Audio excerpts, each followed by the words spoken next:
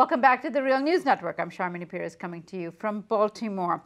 Our next guest, Bill Black, has been a great critic of how the Wall Street Journal and the New York Times have covered the Greek debt crisis and austerity measures. So now joining us to discuss this further from Bloomington, Minnesota is Bill Black. Bill is an associate professor of economics and law at the University of Missouri, Kansas City. He's a white-collar criminologist and a former financial regulator, and the author of The Best Way to Rob a Bank is to Own One. Thank you again for joining us, Bill.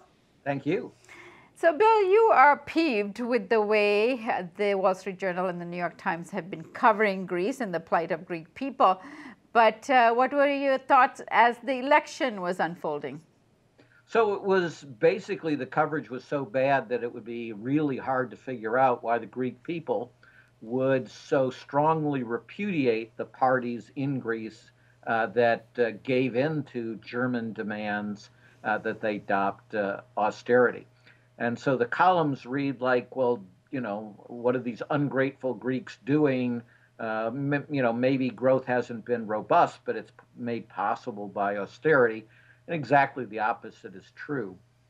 Greece was forced by the austerity demands back into a Great Depression that has now lasted longer than the Greek Great Depression of the 1930s and has more severe unemployment rates 6 years after the onset of this Great Depression than they had probably at any time during their Great Depression of the 1930s.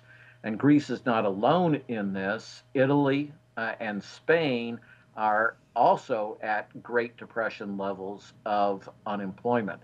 And collectively, those three nations have roughly 100 million in population, or roughly 1/3 of the entire Eurozone. And so these are the people that have been thrown on the scrap heap by Germany. It's just a complete waste to have force millions of people into unemployment. That is obviously going to harm them, and it's going to harm the recovery, and it's going to harm the nation, and it's going to harm Europe. So what we've been saying from the beginning is that the German insistence on austerity and on these debt repayments was going to force Greece into a Great Depression. It did exactly that. Unemployment is still in the 26% range overall, and for young workers, it's in the 55% range. And so the first thing that most Greeks do when they get their new university degree is to emigrate. So that too is an enormous loss. So this war with now the new government of Greece and the Troika and the power centers of Europe is getting played out in the media and in the newspapers, as you have pointed out. How are the plight of the Greek people being portrayed in these papers in terms of, you know, the levels of unemployment, the levels the level of suffering? How is it being covered in terms of what the ordinary people are experiencing? Well, first, over half of the stories don't even mention it. Second, those that do, it's almost always an afterthought, simply a statistic in the next to last paragraph. And more to the point, they don't ever tie it to austerity having caused it, and that it was completely gratuitous. So the normal thing that we do in the commercial world, when we're just dealing with businesses in these circumstances, is we don't try to insist that they repay every bit of their debt, because that'll just force them into a collapse. We create a renegotiated debt that is reduced. And by the way, this was famously done after World War II for this nation called Germany. And it was done for Poland in 1991, where more than half of the debts were written off, many of them owed to Germany. And then eventually 100% of the debts were written off for a large number of African nations, and debts were written off in the range of 50% to nearly 100% for a number of Latin American nations.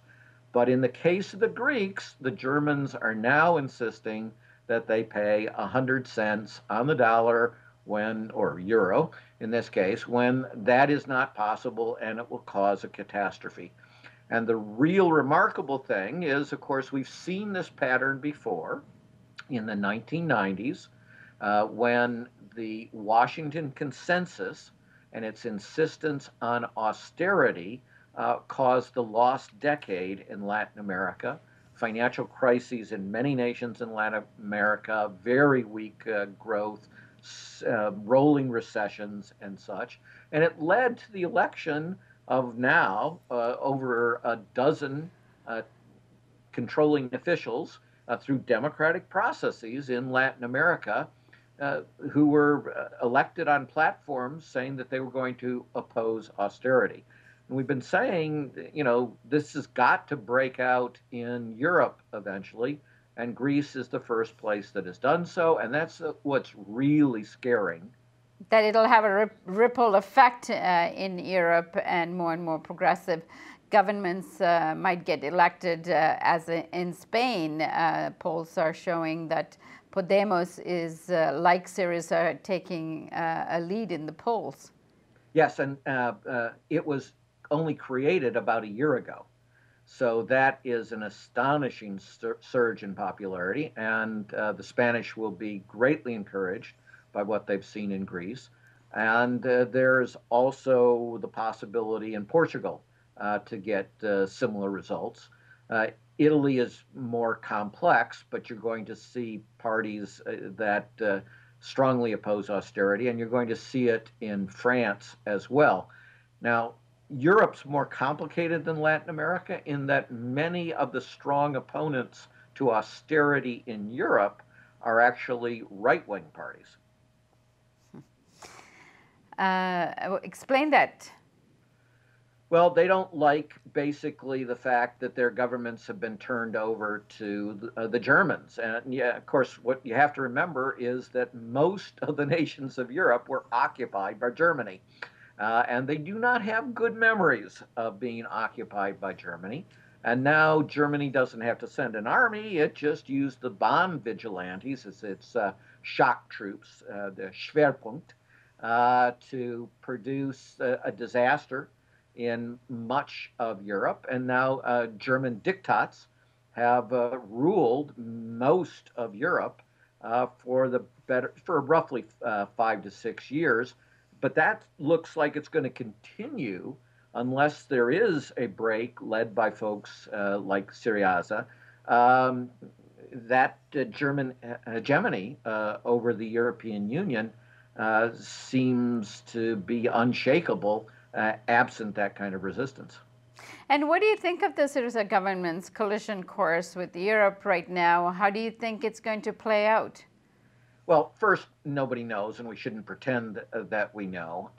The Europeans have to find a way to climb down because what they've established will produce, and what it has already produced, a disaster that will grow. So, as I said, there are many precedents where European nations, including Germany, have both been the beneficiaries of debt write-downs and people that have made huge debt write-downs. So it's time for them to find a way.